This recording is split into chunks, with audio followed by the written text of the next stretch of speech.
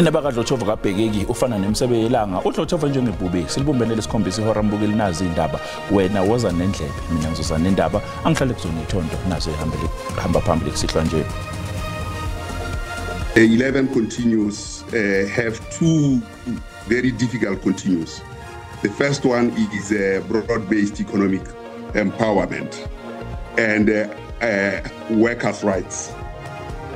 Owake waba umbalo omkhulu esikhungweni Statistics South Africa uDokotela uPadi Lihuhla uthile inkulumo ebeyethulwa ngumengameli wezwe uCyril Ramaphosa ibingenasiqi sokubuyisa ithemba kuzakhamuzi zakulelizwe. Leli qembu liphethe amacala amaningi lingaselibophe ngekudala salinde ukuthi ixoxisane nje ne-NPA. Ithimba lamaphoyisa eliphenya ngokubulawa kwabantu okuhlobene nezombusazwe lengeziwe njengoba leli thimba selizophenya nokubulawa kwabaholi bendabuko.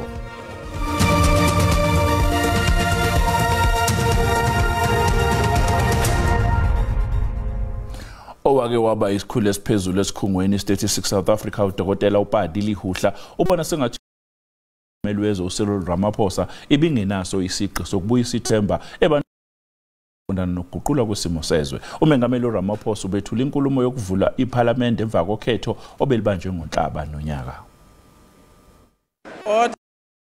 Wezwe ugcizelele kakhulu ngelekuthi uhulumeni weGNU kuzofanele azibophezele emaphuzwini ahambisana nokuthuthukiswa komnotho, ukwakhiwa kwamathuba emisebenzi, ukubhekana nezinga lobubha kanye nezindleko ezimba eqolo ezifana nentengo yokudla kanye nokunye. Without unity, cooperation and partnership, our efforts to end poverty, unemployment and inequality will not succeed. Umengameli uphinde wakhuluma nangalokho okubhekwe kakhulu uhulumeni omusha owakhiwe ngamaqembu ehlu. The government of national unity will pursue every action that contributes to sustainable, rapid economic and remove every obstacle that stands in the way of growth. Owayengumbali omkhulu weStats SA uDokotela Pali Lihuhla uthi inkulumo kaMengameli ibingena njengamaphuzu odabeni lokushintsha impilo yezakhamuzi. I was expecting to hear a word disrupt, but I heard a lot of continue. And the 11 continues have two very difficult continues. The first one is broad-based economic empowerment and workers' rights, which the major partner, which is the DA, is diametrically opposed to in their policy position. So these are two which are very difficult, which will be very difficult to implement in the 11 continue. Amaqembu akuhulumeni wobumbano athi likhulu ithemba ngokuphumelela kohlelo likahulumeni. Ngakolunye uhlangothi imbumba yamaqembu asohlangothini oluphikisayo athi akukho kusha nokuletha ithemba ngenkulumo yethu lomengameli. Osombusazwe bebeyingxenye yenkulumo mpikiswano ngemva kokuvulwa kweParliament bagcine behilizisana bodwa njengoba bese kubekwa imbono ehlukene ngenkulumo yethu lomengameli uCyril Ramaphosa izolo. Inkulumo mpikiswano mayelana nenkulumo kaMengameli inikeza wonke amaqembu ithuba lokuhlakaza okwethulelwe isizwe kuphinde kudingidwe ukuthi ngabe amasu kanye nenqubomgomo seyibekiwe zizoliholela endaweni elungile inela kuleli. Labo abayingxenye uhulumeni wobumbano bavumile ukuthi okusho uMengameli kuzolisiza elakuleli. We need to continue to engage within our society, within and outside these chambers, to ensure that our society unites. It is important to acknowledge that there are urgencies that require attention. This is a natural feature of any multi-party government anywhere in the world. Of national unity must be revealed as a responsive, empowering force for good. Banye balaba bangesingxenye uhulumeni akubeke kwacaca ukuthi bacabangani ngalenkulumo. Sadly, last night was a deja vu moment for myself and all too many South Africans. Umholi omkhonto wesizwe uDokotela uJohn Hlophe unxuse ukuba kuchithwe uhlelo lwezomthetho kuleli njengoba ethi lolu uhlelo lugxile emthethweni obizwa ngokuthi Roman Dutch. Uphinde wabiza iGNU wathi iyihlaya. It is our considered view that was delivered by the President yesterday fails on so many fronts. We grew up being told that some of you were collaborators, but we gave you some benefits of the doubt. It was said in this House that you personally wrote a letter to the apartheid police accusing your fellow comrades of planting communist ideas in your head, and we refused to believe that story at that time. It now makes sense. Lokhu kuhlaselwa kwe-GNU akwehlanga kahle kwamanye amalunga ayo. I want to say to Honorable, I'm sitting there and I'm shocked. Honorable Judge has sent many of my old friends to jail with Roman Dutch law, which you enjoyed. Kusenjalo wonke amaqembu ezombusazwe azonikezwa ithuba lokuphikisana nenkulumo kaMengameli ngaphambi kokuthi uRamaphosa aphendule ngesonto elizayo. Njengoba kuqhubeka inkulumo mpikiswano yeParliament, amalungu avele emaqenjini ezombusazwe ehlukene azakalisa imbono yawo ehlukene emva kwenkulumo yakhe uMengameli wezwe uCyril Ramaphosa ayethule iParliament. Ukulwa ukugetyengwa kwabantu, ukudlwengulwa, ukuthinjwa nokuqweqwediswa kwabantu nokubulawa ngokwesini zezinye zezinto eziphambili urhulumente aza kujongana nazo kolulawulo. The phenomenon of so-called repeat rapists needs to be brought to an end. And we need to focus on these people who are rapists, let alone repeat rapists. Amanye amaqela ezopolitiko agxeke urhulumente esithi akenzi ngokwaneleyo ukulwa ubundlobongela. We are a society where public servants live in fear of getting killed, such as Advocate Nodier, who was doing work for SARS and was shot and critically injured in eThekwini yesterday, in broad daylight. Through a decade of VBS, of Steinhoff, of state capture, and I would urge, Mr. President, all acts of corruption must be arrested. Unity does not erase it. Iqela le-ATM lilichaze elilizwe njengelifadalayo. There is a crisis here of illegal immigration that is a national security risk. Every week we hear of military-aged men arrested in other countries coming to South Africa. These men are not refugees. uMongameli Cyril Ramaphosa uza kuphendula kule ngxoxo mpikiswano ngomvulo. Dingilula amamatya wendaba ze-SABC eParliament eKapa. Usihlalo wekhomishana ebhekele inhlaka zokusebenza kwemnyango kahulumeni uSolwazi uSomadoda Fikeni uqagule ukuthi imnyango kahulumeni wobumbano ukuziphumelele kuzodingeka ukuthi iqhamuke namasu aphosile. Uphinde wahlonza nesidingo sokuthi kube nobumbano kanye nobuhlakani obunzulu okuzofanele kube khona phakathi kwemnyango emenyezelwe ngaphansi kwahulumeni weGNU. uSolwazi Fikeni ukholelwa ukuthi inselele enkulu isemahlomba labo waba izinhloko zeminyango ngokuthi kufanele baqhamuke nohlelo olucacile lwamakhono kanye nobuhlakani beqophelo eliphezulu ukuze iminyango kahulumeni iphumelele kulohulumeni wobumbano. They may find that initially the mistrust which is preloaded may become a challenge in trying to get through to the other person and understanding the other. That's why, as the Public Service Commission, we encourage team building exercises and being open-minded rather than coming with, preconceived ideas as to who you are dealing with on the other side. Ufikeni uphinde wabalula nokuthi okuzofanele bazibambe iziqinde kakhulu yizisebenzi zeminyango njengoba ongqongqoshe abasha kanye namaphini bazofika nokwehlukile kulokho obesekwejwayelekile.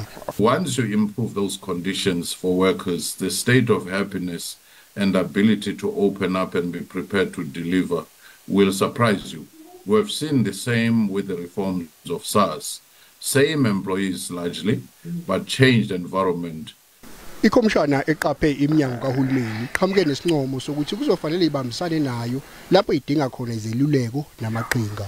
We advise that if there are to be such changes, those who are to deal with those changes work closely with the Department of Public Service and Administration, with the Public Service Commission, to say what does it take to create a new department? Usihlalo wekhomishana wengeze ngelokuthi iGNU akufanele iphenduke ishashalazi lezombusazwe kunalokho kufanele kubekwe phambili idingo zabantu baseningizimu Afrika. Imgomo yokusebenza kophiko lwamaphoyisa olubhekele igameko zokubulawa kosombusazwe esifundazweni KwaZulu-Natal seyiliyalelwe ukuthi liphinde liphenye ngisho igameko zokubulawa kwabaholi bezomdabu. Lokho kumenyezelwe umkhuzi wamaphoyisa esifundazweni uLieutenant General Nhlanhla Mkhwanazi. Ukusocongwa kwamakhosi neinduna KwaZulu-Natal sekuzophenywa ithimba elikhethekile ebeliphenya ukubulawa kwabezombusazwe. Angama-50 amakhosi neinduna asoconge kulesifundazwe kusukela ngonyaka u-2019. Kuhlanganisa inkosi Zibuse Mlaba nenkosi Siphamandla Khumalo. Amaphoyisa athi kusukela leli thimba asungulwa ngonyaka u-2018 liphenya amacala angu-331 lapho kwabulawa khona abantu abangu-171 kuhlanganisa amakhansela namalungu amaqembu ezombusazwe.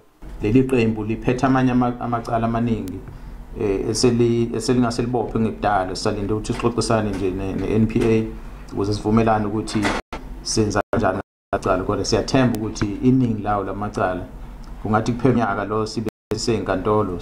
uLieutenant General Nhlanhla Mkhwanazi uthi kusukela ngoMbasa zingu-31 igilamkhuba eyisale enkundleni egamekweni lapho ebeyidubulana khona namaphoyisa. Khona manjalo Mkhwanazi ukhiphe isexwayiso esishubile kulabo abalwisana nobugebengu emphakathini ethi bengagcini bebona benza umsebenzi wamaphoyisa. Esingakufuni ukuthi bathi mabebona into bese befuna ukuzenzela bona. Ngoba manje mawubona into bese ufuna ukuzibambela wena ungasuthola ukulimala. Masuthola ukulimala ke bese kuba ngathi amaphoyisa awubhekeleleki kanti kufanele usebenzisane namaphoyisa mawenza leyo. Eyindabeni ze-SABC nginguVusi Khumalo eThekwini. Mbukele sathi qwayito lona besibula sizophaba oluthi. Tender now specifies that there is performance requirements in place and that trucks should not be older than 9 years. IDA eTshwane ithi namanje angeke ishukunyiswe imizamo yeANC yokuketula imeya yalomkhandlu esikhundleni.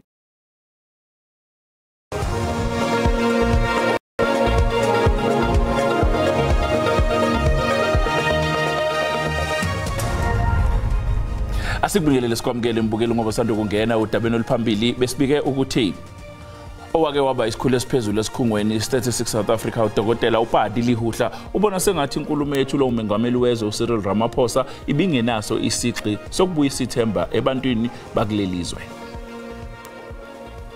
Asikhumbuze ke mbukeli ukuthi lezi ndaba ikhona ku-SABC Plus na ku-YouTube wena ngena kuzo uyigcine ngamagama athi SABC izindaba na kanjani lezi ndaba esisakaza bukhoma uzoyithola njengoba zinjalo.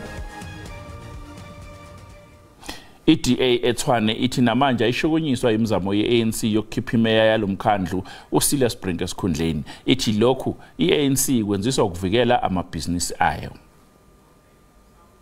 ANC ayikasifaki isicelo sokungabethembi ubuholi bemeya. Ikhala ngokudicileleka phansi kwesimo somkhandlu udolobha. Nokho iDA ithi leli qembu alibeka izathu eziphusile zokungayifuni le meya. This became clear to me earlier this week when I received a call from the regional secretary of the ANC in Tshwane, George Machila. Machila was extremely upset after a new tender has been awarded for waste contractors in the city. The tender now specifies that there is performance requirements in place and that trucks should not be older than 9 years. Nokho abaholi beANC bayaphikisana nalokhu. Are you talking about trucks or are you talking about the contract with the city? Because if I have a truck, it's nobody's business. Do I have a contract with the city? No, I don't have any contract with the city. IDA ithi izinkontileka ezintsha ezingafuni ukulandela imithetho yikho okudala izinkinga. We are not construction delinquents whereby we can't read the paper. Ne? We understand what is the requirement of the city. We are complying with the city. Silas Brink maybe has people that he has on standby that are ready to buy those new trucks to provide and participate in the economy alone. iANC ithi izoqhubeka ifake isicelo sayo sevoti lokungabethembi ubuholi bemeya. They are failing to pay Eskom. They submitted a clumsy document for exemption. Eskom have kicked it out. So we are saying we gave them a chance. We are not bitter losers. We gave them an opportunity to serve our people. They can't do it and they can't. U-Esuthu usanda kubika esinye isigameko sokungalandelwa kwemigudu efanele ekukhishweni kwamathenda. Inhlangano ezinze Kimberley esifundazweni iNorthern Cape esungulwe uZimo neminyaka e16 ubudala isinikele ngecathulo engaphezulu kwama200 insipho zokugeza kanye namakhekhe kubafundi baseQunthwesa Combined School eBloemfontein.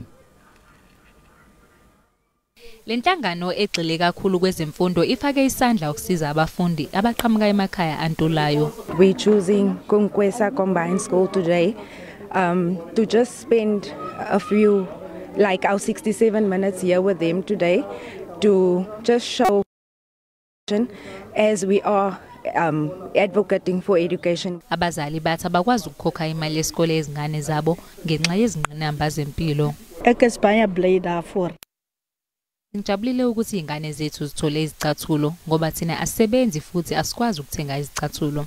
Siyabonga kakhulu ngalomnikelo.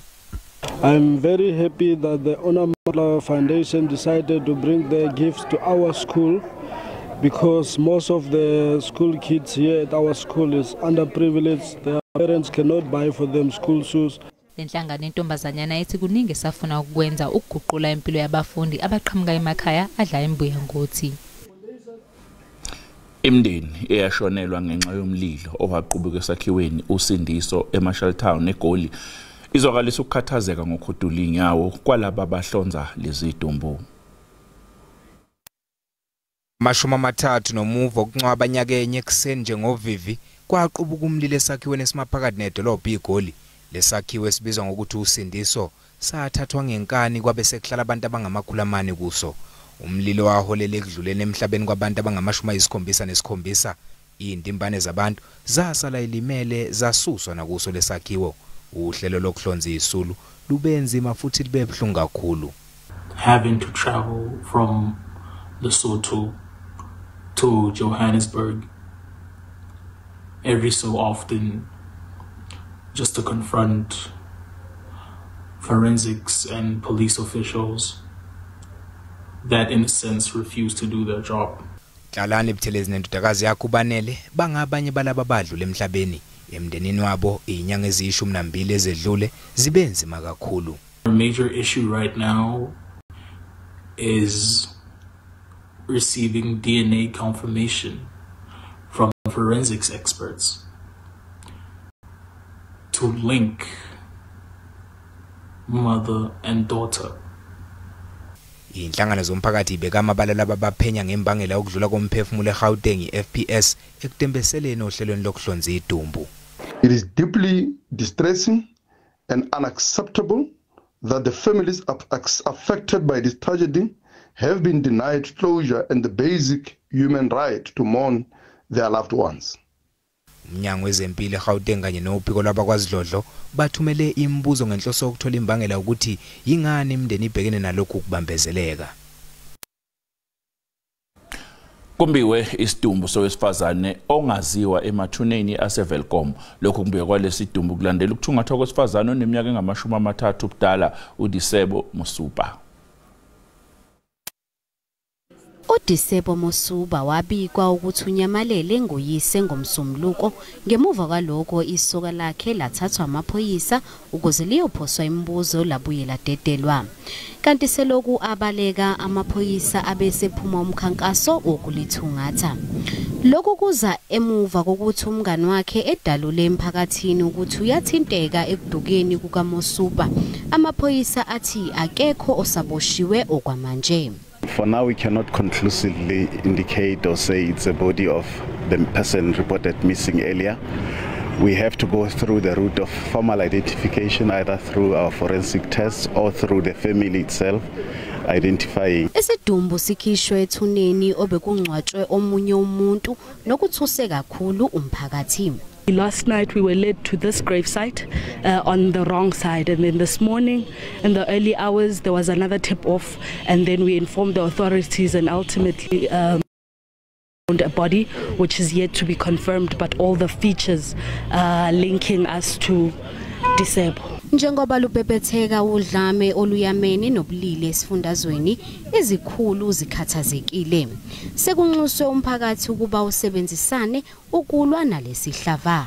Issues of gender-based violence are really troubling us as the department and the society in general. That's why we want to call upon everyone to work with the department. To lose a young girl, about 30 years old, it's a sad day too much for Machabe. Amaphoyisa asazozihlonza kahle isidumbu. Ongoti bezokuphepha bathi kwengezwa kwamali engamakhulu amabili amarandi endlekweni zogesi kumkhandlu udolobha igoli kungaholela ekutheni kuqale uthuthuva kuqubuke ibheli kulomkhandlu udolobha. Bezokuphepha bathi ukwengezwa kwamakhulu amabili amarandi endlekweni zogesi kufana nokuhlikihliswa esilondeni ebantwini abazothinteka nokuyinto engasiqubule idubedube. Things like unemployment in our country, service delivery, shortcomings and shortfalls, many of these things that are distressing our communities. Bakhala bayayithulisa abantu abazogamanxisa isandla ephaketheni bekhipha le mali ukuze babe nogesi. We're paying for all the years that the infrastructure has not been well kept in this country, right? So we've had infrastructure but it's not been well maintained. Ongoti bezamandla bathi kufanele bakhala abantu ngoba phela imisebenzi yentulekile iyindlala kanti nobadlana banalo alwanele kunendleko zempilo ezimbeqolo. So it's understandable that customers have made this new announcement with anger and shock. We know that traditionally prepaid customers are not always the most affluent customers within the city's customer base, and that there are many families who have already stretched budgets that are going to find it difficult to absorb another 200 rand. Uphiko lwendaba ze-SABC luzamile ukuxhumana nomkhandlu udolobha igoli ukuze uphefumule ngalokhu silishaye ucingo lwazi lwaba la kwandla ngayimuka nomoya size sayemoyeni sazosakaza indaba bengaphenduli.